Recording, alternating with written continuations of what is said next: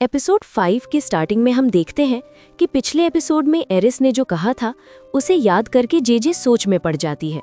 शायद उसने सबसे यही बात कही हो, लेकिन अगर वाकई ऐसी बात भी है तो इसका ये मतलब नहीं कि वो मुझे बेवकूफ़ बना रहा है।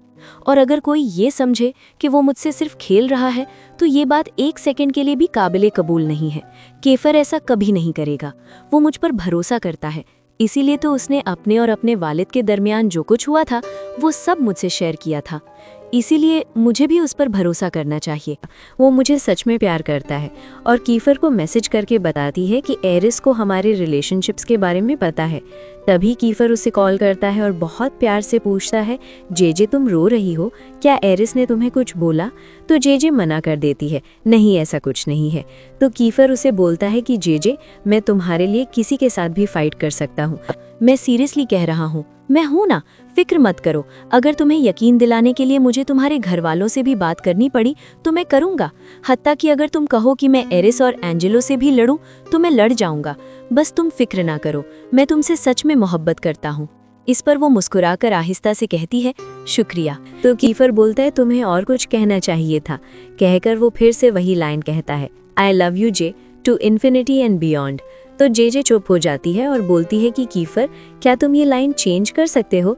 तो कीफर बोलता है ठीक है।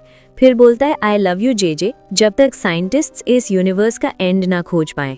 ये सब सुन के जे मुस्कुराती है और वो उसे भी आई लव यू कहने वाली होती है। तभी सीएन उठ जाता है और कहता है, जेजे मुझे पता है कि मैं बहुत ज्यादा हैंडसम हूँ। केफर को ये कहने की जरूरत नहीं है कि तुम मुझे लाइक करती हो। ये सुनकर जे उसे मारती है। वो कहता है, मैं जा रहा हूँ, तुम मुझसे लड़ क्यों रही हो? वो पूछती है, वाकई जा रहे हो? सीएन कहता है, हाँ, अम्मी ने कहा है कि मेरा फ्लैट तैयार हो गया है, इसलिए जा रहा हूँ। जेजे कहती है, क्या तुम मुझे अपने नए घर पे इनवाइट करोगे? तो सीएन कहता है कि हाँ, क्यों नहीं, वैसे भी तुम मेरे घर पे हेल्पर के लिए अप्लाई करने वाली हो। ये सुनकर जेजे फिर एक घूंसा मारती है और कहती है, मैं तुम्हें बहुत याद करूंगी। वो पूछता है, क्या तुम मुझसे मिलने आओगी? वो कहती है, जरूर आऊंगी, जब तक मैं यहाँ हूँ। फिर सीएन कहता है, जब तुम आओगी तुम्हारे सारे काम करूंगा। और कहता है, जब मैं यहाँ आया था तुमने कहा था कि मुझे तुम्हारे लिए काम करना होगा। वो पूछती है, क्या मतलब? वो कहता है, मैं ही तुम्हारे कपड़े धोता हूँ, मैं ही तुम्हारे लिए खाना पकाता हूँ, तुम्हारा कमरा इतना साफ रहता है, इसकी वजह भी मैं ही हूँ। अब क्या कह रहे हो तुम? जब वो इस तरह बातें कर रही थी, उधर जेजे के दिल में ये चल रहा था कि सीएन अपने नए घर में खुश रहना चाहिए। वैसे भी केफर और यूरी के दरमियान जो अजीब सूरत हाल है, इससे दूर होकर नए घर जाना शायद इसके लिए बेहतर ही होगा। जब सीएन उसके चेहरे पर उदासी देखता है तो वो पूछता है, क्या हुआ जेजे, अचानक ऐसे क्यों हो गई? जेजे कहती है, कुछ नहीं, बस नींद आ रही है, सोने जा रही हूँ। वो भी सो जाता है, लेकिन जेजे को नींद नहीं आती। वो दिल में सोचती रहती है, मेरी और केफर की बात अब फौरन यूरी को बता देना चाहिए ताकि ये घर टूटने से बच जाए। अगले दिन दोनों स्कूल के लिए निकलते हैं। नीचे पहुंचने के बाद जेजे को याद आता है कि आईडी कार्ड ऊपर रह गया है। वो सीएन से कहती है, तुम बाहर ही रुको, मैं जाकर आईडी कार्ड लेकर आती हूँ। इतने में एरिस आ जाता है और कहता है, जेजे तुम वाकई बहुत खूबसूरत हो, इसीलिए ना चाहे यूरी से शादी क्यों ना कर लो, फिर भी तुम्हें केफर की जरूरत पड़ती रहेगी। ये कहकर वो चला जाता है। जेजे दिल में सोचती है, एरिस थोड़ा रूड बात करता है, लेकिन जो कह रहा है कहीं ये सच तो नहीं? शायद मुझे जल्द से जल्द यूरी को ये हकीकत बता देनी चाहिए, वरना सब बिगड़ जाएगा। वो कहती है, मुझे अब इसके जज्बात के साथ मजीद खेलना नहीं है, ये मेरी नीयत नहीं थी। हमने उसे पहले ही दुख दिया है, अब दोबारा ऐसा नहीं करना चाहिए। इसके बाद स्कूल पहुंचते ही जेजे सोचती है कि यूरी से कैसे बात करे। फिर सोचती है कि क्या इससे अलग से मैसेज भेजकर बात करूं। इसी वक्त यूरी का मैसेज आता है, मुझे बुखार है, आज स्कूल नहीं आऊँगा, तुम संभाल लेना। मैसेज पढ़कर जेजे परेशान हो जाती है। तब केफर आकर पूछता है, क्या हुआ? जेजे कहती है, कुछ नहीं। वो पूछता है, फिर क्या सोच रही हो? जेजे जवाब देती है, मैं सोच रही हूँ कि यूरी को हमारे बारे में सब सच बता दूँ। मुझे बहुत गिल्ट हो रहा है, मैं अब उससे मजीद झूठ नहीं बोलना चाहती। केफर कहता है, मैं समझता हूँ, लेकिन पता नहीं क्यों हम दोनों को एक ही लड़की से मोहब्बत क्यों होनी थी। फिर वो कहता है, अगर तुम चाहो तो मैं भी तुम्हारे साथ चलकर उससे बात कर लूँ। जेजे फौरन कहती है, नहीं, मैं खुद ही हैंडल कर लूँगी। केफर जवाब देता है, तुम कर लोगी, मुझे पता है, मैंने पहले भी कहा था ना। जब तक हम साथ हैं हम हर बात का सामना करेंगे। जेजे खुश होकर सर हिलाती है। केफर कहता है, मैं नीचे ही रहूंगा, अगर तुम दोनों में कोई मसला हो जाए तो मुझे बुला लेना, मैं फौरन आ जाऊंगा। वो खुश होकर शुक्रिया कहती है। शाम को जेजे यूरी से मिलने जाती है। उसे देखकर दिल में सोचती है, मैंने तुम्हें जो दुख दिया है, अगर मैं पीछे हट जाऊं तभी शायद तुम खुश रह पाओगे। मैं अब तुम्हें फिर से तकलीफ में नहीं देख सकती, इसीलिए मुझे सच कहना ही होगा। फिर वो यूरी के पास बैठकर कहती है, सॉरी यूरी, मुझे एक बात कहनी है, प्लीज़ यकीन करना, मैंने वाकई कोशिश की। यूरी पूछता है, क्या हुआ जेजे, मसला क्या है? जेजे कहती है, मैं केफर से मोहब्बत करती हूँ। यूरी नाराज होकर कहता है, मुझे मालूम था, शुरू से ही तुम केफर को ही पसंद करती थी। ये सुनते ही जेजे कांपने लगती है। यूरी कहता है, सब कुछ पहले की तरह ही हुआ ना, मैं फिर हार गया, मैं बेवकूफ़ नहीं हूँ। न्यू ईयर नाइट पर जो हुआ वो भी मुझे मालूम था, चाहे तुम ना भी बताती मैं जान गया था। क्या वाकई तुम्हें लगता है कि मुझे अंदाजा नहीं हुआ? तुम्हारी नज़र में शायद सिर्फ कीफर ही है ना? तो फिर चली जाओ जेजे, कीफर के साथ रहो, लेकिन हमारी शादी के दिन तुम्हें ये कहना होगा कि तुम शादी के लिए राजी हो। और अगर तुमने कहा कि तुम शादी नहीं करोगी तो याद रखना, मैं एंजेलो की कंपनी तबाह कर दूंगा। ये कभी मत भूलना, मैं ही तकलीफ बर्दाश्त करूंगा। वैसे भी अब तक तो तुमने मुझे ही दुख दिया है, आखिर में तुम सिर्फ मेरी हो, बस ये याद रखना। चली जाओ जेजे, तुम भी बाकी सबकी तरह ही हो। जेजे वहां से चली जाती है और सीधा कीफर के पास जाती है। वो कहती है, कीफर, वो अपनी शादी तोड़ना नहीं चाहता। कीफर कहता है, तुम कहो तो मैं ऊपर जाकर उससे बात करता हूँ। तो वो कहती है, सच बात कहूँ तो वो ऊपर जाकर खुद को तकलीफ देगा। कीफर कहता है, तुम ही तो कहती थी ना कि कोई मसला पैदा नहीं होना चाहिए। जेजे रोने लगती है। कीफर उसके आंसू साफ करके कहता है, रो मत, मुझे तुम्हारे आंसू पसंद नहीं। फिर वो जेजे को चूमता है और कहता है, शादी की फिक्र मत करो, अभी वक्त है, हम देखेंगे कि इसे कैसे रोका जा सकता है। जेजे हाँ में सर हिलाती है। फिर कीफर कहता है, जे, मैंने पर्सी से बात की थी ना तुम्हारे वालिद के बारे में मालूमात इकट्ठी करने के लिए, उसका नंबर मिला, मैंने कॉल की, लेकिन कॉल उसकी पीए ने उठाई। वो जेजे को कॉल रिकॉर्डिंग सुनाता है। कॉल में वो कहता है, हेलो, मैं कीफा वॉटसन हूँ, क्या मैं मिस्टर मरियानो से बात कर सकता हूँ? उधर से पूछा जाता है, आप कौन हैं, क्या चाहते हैं? वो लोग तंजिया अंदाज में बात करते रहते हैं। फिर उसे अंदाज़ा होता है कि वो पर्सी खुद ही बात कर रहा है। कीफर पूछता है, पर्सी, मुझे मिस्टर मरियानो से बात करनी थी, बराहे मेहरबानी फ़ोन दे दे। पर्सी कहता है, मैं समझा नहीं। कीफर कहता है, मुझे भी कुछ समझ नहीं आ रहा, शायद हमें बाद में दोबारा कॉल करनी होगी। फिर कीफर जेजे को घर छोड़ने आता है। जेजे जब गाड़ी से उतरने लगती है तो अचानक एंजेलो घर से बाहर आता है और फ़ोन पर बात कर रहा होता है। उन दोनों को देखते ही जेजे और कीफर फौरन गाड़ी में ही छिप जाते हैं। जेजे हल्के से कहती है, क्या हुआ, तुमने तो कहा था कि तुम उससे लड़ने वाले हो और अब छिप क्यों रहे हो? कीफर कहता है, वो बहुत स्ट्रॉन्ग आदमी है, मैं मुकाबला नहीं करना चाहता। जब एंजेलो फ़ोन पर बात करते हुए अंदर चला जाता है तब दोनों गाड़ी से उतरते हैं। तभी एरीज वहां आ जाता है। वो आते ही जेजे का हाथ पकड़कर बुलाता है, लेकिन फौरन ही कैफर जेजे को अपनी तरफ खींचकर उसके गाल पर बोसा देता है और कहता है, आई लव यू, और ये तब तक रहेगा जब तक साइंसदान इस यूनिवर्स का अंजाम ना ढूंढ ले। ये सुनकर एरीज गुस्से में वहां से चला जाता है। फिर सीएन अपने फ्लैट के लिए रवाना हो जाता है। जेजे उसका सूटकेस उठाकर ले जा रही होती है, लेकिन सूटकेस बहुत भारी होने की वजह से आधे रास्ते में हाथ से छूट जाता है और सीधा नीचे खड़े एरीज पर जा गिरता है।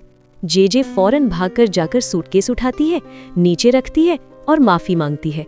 एरीज पूछता है, ये किसका सूटकेस है? सीएन कहता है, मेरा। एरीज उसे डांट कर वहां से चला जाता है। इसी वक्त एंजेलो आता है और दोनों को साथ ले जाता है। बाद में सीएन को उसके घर छोड़ने के बाद एंजेलो जेजे के लिए पिज्जा खरीदता है। जेजे खाते हुए उसे थैंक यू कहती है। दिल ही दिल में वो सोचती है, कंपनी और उसे बचाने के लिए क्या वाकई कोई और रास्ता नहीं है? इतने में टाइगर आता है। वो पूछता है, तुम जेजे हो ना? जेजे फौरन सर हिलाकर इशारा करती है कि एंजेलो को मालूम ना हो और खामोश रहने को कहती है। लेकिन एंजेलो को भी टाइगर पहचान लेता है और दोनों हैंडशेक करके बात करने लगते हैं। फिर टाइगर जेजे से कहता है, लगता है तुम्हें पिज्जा बहुत पसंद है, क्या एक पीस दे दोगी? जेजे कहती है, नहीं दूंगी। एंजेलो पूछता है, क्या तुम दोनों एक दूसरे को पहले से जानते हो? जेजे सर हिलाकर कहती है, नहीं, बिल्कुल नहीं। लेकिन टाइगर सच बोल देता है, हम पहले मिले हैं जब तुम लोग किंग्स ग्राउंड आए थे। ये सुनकर एंजेलो हैरान रह जाता है और दूसरी तरफ जेजे के दिल में घबराहट बढ़ जाती है कि अब पता नहीं एंजेलो क्या करने वाला है। तो एंजेलो को उसकी मॉम कॉल करके बोलती है जल्दी से घर आओ, एरिस को हॉस्पिटल लिया गया है। तो वो दोनों जल्दी से घर जाते हैं। नेक्स्ट डे जेजे को पता चलता है कि एरिस की लंग्स में कुछ प्रॉब्लम है और वो ये बात कीफर को बताती है। तो कीफर जेजे का हाथ पकड़कर बोलता है कि वो एरिस है, उसको कुछ नहीं होगा, वो ठीक हो जाएगा। और ये बात सियान देख लेता है और हमारी तरफ बोलता है कि वाओ सो स्वीट, और चिल्लाकर बोलता है कि देखो जेजे कैसे ब्लश कर रही है। तभी टीचर आ जाती है और सब क्लास करने लगते हैं। क्लास में कीफर जेजे को फिर से टीज करने लगता है, तो जेजे उठकर बाहर जाने के लिए पूछती है। तभी कीफर उसका हाथ पकड़कर अपने साथ बैठा लेता है। तो मैम बोलती हैं कि मिस्टर वॉटसन और मिसेस मारियानो ये क्या चल रहा है। तो कीफर बोलता है कि मैम मिसेस मारियानो नहीं, मिसेस वॉटसन। ये सुनकर सब लोग चिल्लाने लगते हैं। तो मैम गुस्से में बोलती हैं कि प्रॉपर्ली बिहेव करो और कीफर से सवाल पूछती हैं, लेकिन कीफर यहाँ पर बहुत अच्छे से आंसर दे देता है। ये देखकर जेजे तो शॉक्ड रह जाती है, लेकिन बाकी कुछ क्लासमेट्स जो कि यूरी की फ्रेंड्स होते हैं, उन्हें देखकर साफ पता चलता है कि उन्हें जेजे और कीफर को क्लोज देखकर अच्छा नहीं लग रहा है। नेक्स्ट सीन में लंच के टाइम सब खाना ले रहे होते हैं। तभी कीफर आकर सबके सामने जेजे को देखकर टीज करते हुए बोलता है कि you are my wife, my life and my everything, और ये कहकर जेजे को प्यार से देखने लगता है। तो जेजे बस देखती रह जाती है। ये सब सुनकर सब बहुत चिल्लाते हैं और बोलते हैं कि खाने में तो बहुत सॉल्ट है, पर फिर भी यहाँ इतनी स्वीटनेस है कि चारों तरफ चींटियां ही हैं। ये सब सुनकर जेजे चीढ़कर अकेली छत में चली जाती है और वहाँ पर बाकी क्लासमेट्स को देखकर खाने के लिए पूछती है, लेकिन वो लोग साफ साफ पूछते हैं कि जेजे क्या तुम्हारे और कीफर के बीच में कुछ चल रहा है। तो जेजे मना करती है। तो वो लोग बोलते हैं कि तुम बहुत बड़ी गलती कर रही हो अगर तुम कीफर को चूज कर रही हो। यूरी तुम्हारे लिए ज्यादा ठीक रहेगा, कीफर सिर्फ तुम्हें हर्ट करेगा। और एक क्लासमेट बोलता है कि फिर से एक लड़की के लिए सेक्शन ई डिवाइड हो गई। ये कहकर वो लोग चले जाते हैं और जेजे ये सब सुनकर बहुत हर्ट फील करती है। नेक्स्ट सीन में एंजेलो जेजे को यूरी के पेरेंट्स से मिलने ले जाता है और यहाँ पर उनकी मैरिज डेट को लेकर डिस्कशन होती है और सब लोग जेजे की बर्थडे डेट को फिक्स करते हैं, जो कि बस कुछ महीने बाद है। यहाँ तक कि यूरी की मॉम ये भी पूछ लेती है कि जेजे वेडिंग गाउन देखने कब चलोगी। तो जेजे बोलती है कि आपको जब ठीक लगे।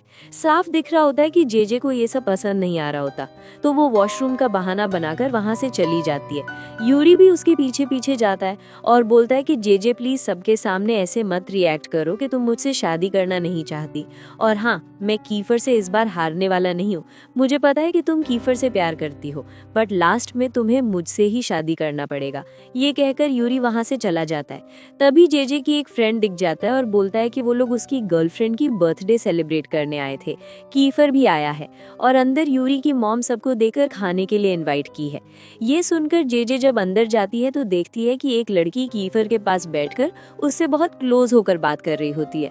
ये देखकर जेजे चिढ़ जाती है और तभी यूरी के पेरेंट्स और एंजेलो एक फ्रेंड को मिलने चले जाते हैं। उसके बाद यूरी जेजे को खाने के लिए उसकी प्लेट में खाना देता है। तो वो लड़की पूछती है कि तुम दोनों के बीच क्या रिलेशन है। तो यूरी बोलता है कि हम लोग फ्रेंड्स ज्यादा हैं बट लवर्स से कम। तो वो लड़की कमेंट पास करते हुए बोलती है कि हाँ कुछ लोग अपनी रिलेशनशिप ऑफिशियल करना नहीं चाहते। उसके बाद वो जेजे को बोलती है कि मैंने तुम्हें कहीं देखा है। तो जेजे भी बोलती है कि इट्स इम्पॉसिबल क्योंकि मेरी ब्यूटी बहुत यूनिक है, और बोलती है कि मैंने भी कहीं तुम्हें देखा है। जब वो लड़की पूछती है कि कहाँ, तो जेजे बोलती है कि जू, तुम एक एनिमल हो। ये सब सुनकर सब हंसने लगते हैं। तो वो लड़की जेजे को बोलती है कि तुम बहुत फनी हो। तो जेजे बोलती है कि तुम बहुत अगली हो, और ज्यादा झगड़ा करने लगते हैं। सब लोग उन्हें शांत करते हैं। तो वो लड़की वॉशरूम चली जाती है। जेजे भी पीछे पीछे जाती है। वॉशरूम में वो लड़की जेजे को देखकर उसकी बॉडी को उसकी मॉम के बारे में बकवास करने लगती है। तो जेजे गुस्से में उस लड़की को पंच मारकर वहां से चली जाती है। बाहर फिर से कीफर जेजे के साथ फ्लर्ट करने लगता है और बोलता है कि क्या तुम जेलस हो। जेजे साफ मना कर देती है और चिढ़कर वहां से चली जाती है। नेक्स्ट डे क्लास में जब पेमेंट के बारे में पूछते हैं तो रोरी जेजे को बताता है कि तुम्हारे लिए कीफर ने दिया है।